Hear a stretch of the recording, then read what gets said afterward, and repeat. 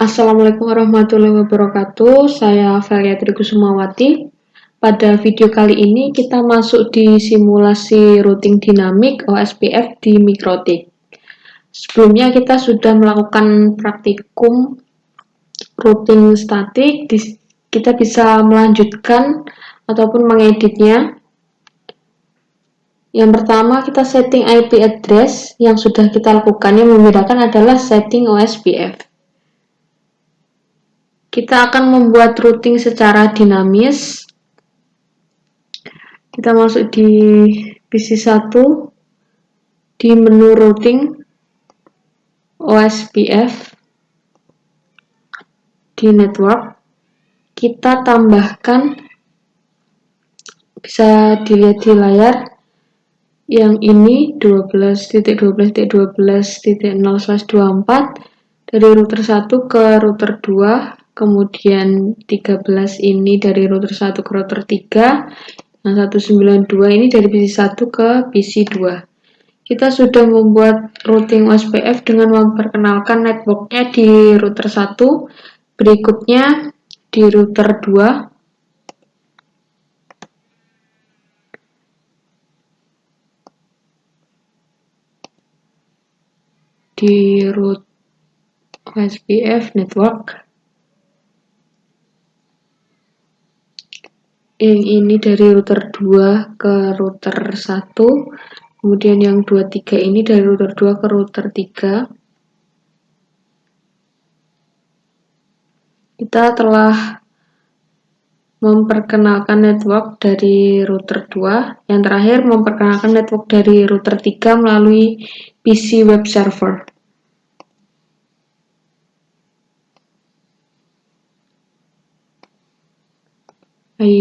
Di root, di menu root OSPF,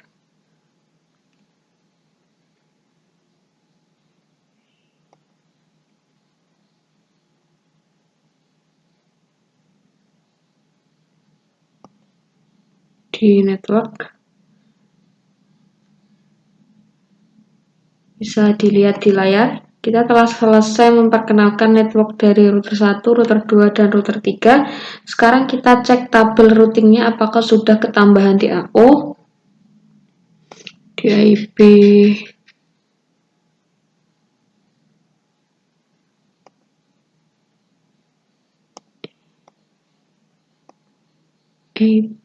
root. Nah, di sini sudah ada. Kita cek di PC1 IP root. Nah, di sini sudah ada.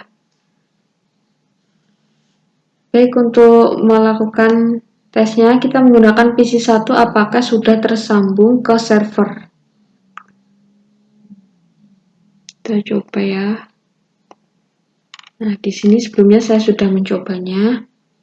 Melakukan ping 43.43.43.1 sudah tersambung. Kemudian kita trace 43.43.43.1. Ini sama persis dengan routing statik, cuma ini dibuat otomatis. Berikutnya kita coba PC3, ini juga sudah nyambung ya. Kita masuk di PC3. Nah, ini sebelumnya saya sudah mencobanya dan sudah nyambung. Berikutnya kita akan menginstal web server di PC server tersebut. Kita masuknya di web server ya. Di web server. Di sini sebelumnya saya sudah download ya. Ini kita tarik.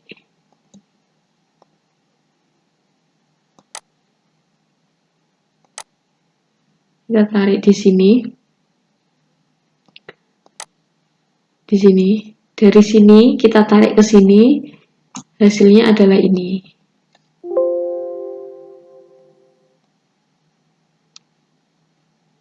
Sebelumnya kan saya sudah melakukannya. Kita tutup aja, kita coba buka lagi.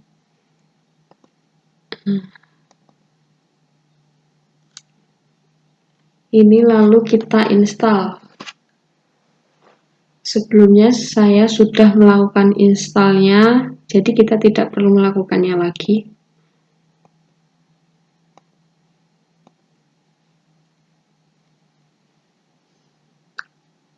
Setelah kita drag and drop dan install,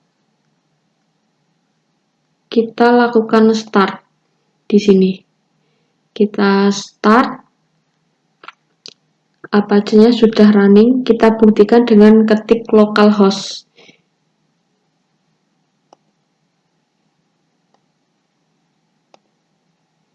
Di sini saya sudah coba ketik localhost dan sudah jalan ya. Kita lihat instalasinya di C.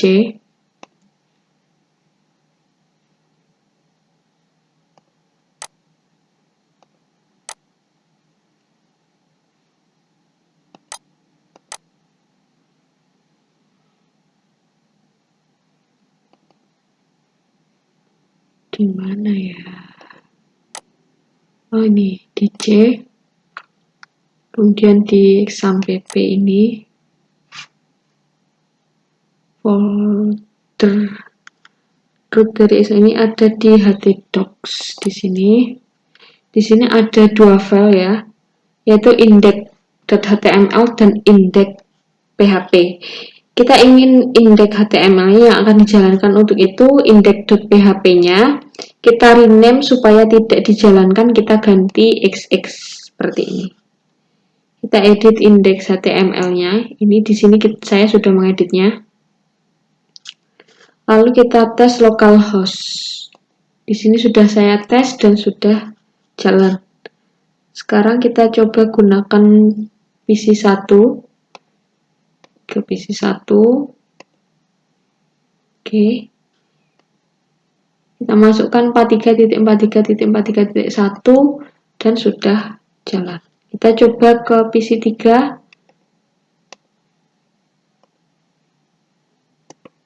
Di sini juga sudah jalan.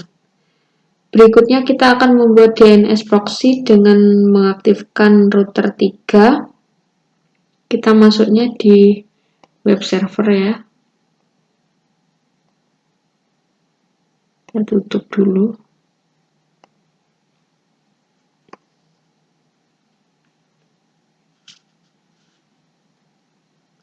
Di IP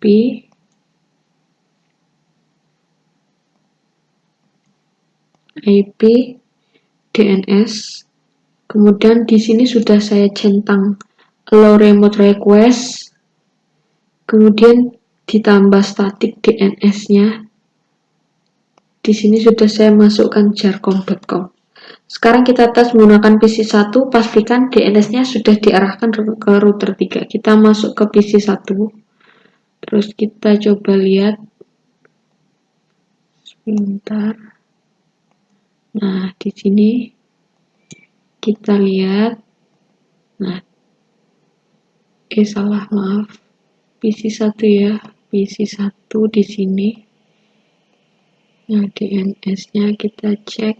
Nah, di sini sudah kita masukkan 13.13.13.3. Sekarang kita coba pakai browser apakah sudah nyambung ke jarcom.com. Di sini. Nah, sini sudah saya masukkan jarcom.com dan sudah berhasil. Kita coba ke PC3. PC3 pastikan DNS-nya sudah aktif. Ini 23.23.23.3. Oke. Di sini saya sudah coba jarcom.com dan sudah berhasil. Berikutnya pengujian failover. Failover. Pastikan bahwa script interface Ethernet set disable running check diaktifkan di semua router di bagian terminal. Kita jalankan semua router.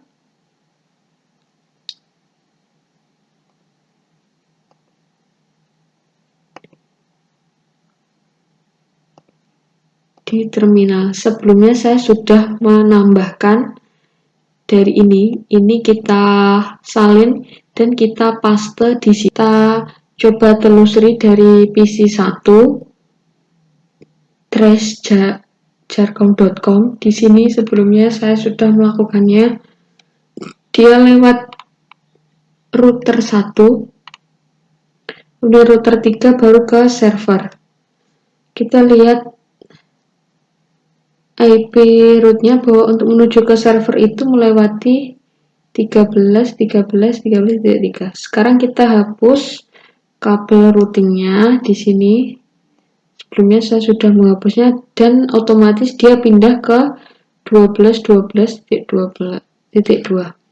Kita coba telusuri sekarang jalurnya sudah dipindahkan di sini. Jalurnya sudah dipindahkan dari router 1, router 2, router 3, kemudian server. Berikutnya membuat koneksi ke internet agar jaringan yang kita buat terhubung ke internet. Kita masuk ke GNS3, di edit, kemudian preference, di built-in, kemudian cold nodes, kita pilih new,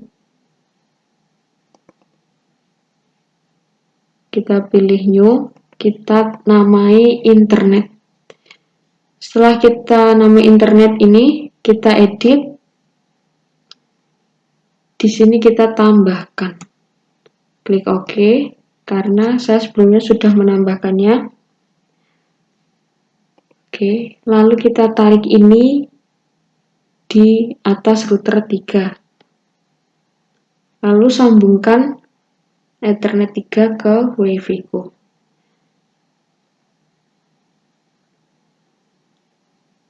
Lalu router 3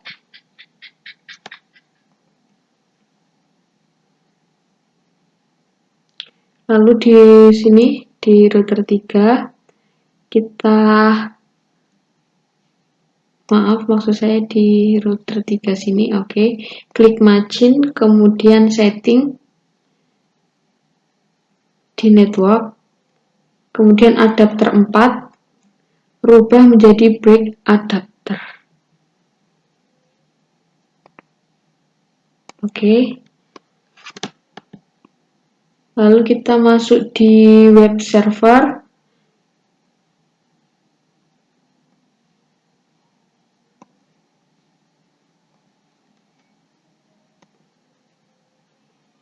Di bagian DHCP client kita tambahkan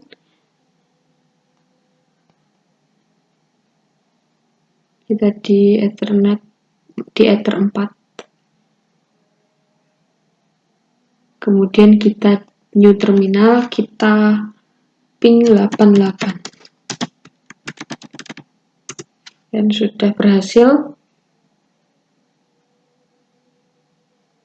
Oke, sudah berhasil. Kemudian kita cek di IP firewall di bagian NAT. Kemudian ini ditambahkan di general. Ini sebelumnya saya sudah menambahkan ini. C-nya di SRC NAT, kemudian out interface-nya Ethernet 4, kemudian action-nya jangan lupa dibuat masquerade.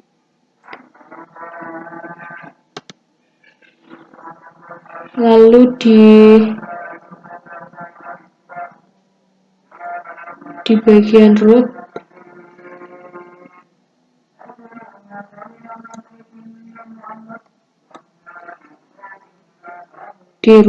di OSPF, kemudian di instance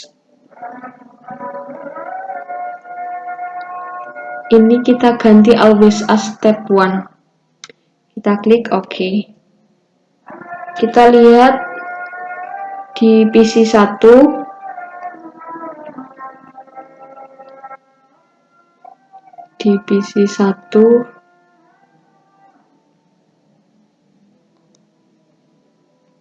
di IP root. Di sini sudah ada default rootnya. Sekarang kita tes google.com. Nah, ini di sini saya sudah tes dan sudah berhasil.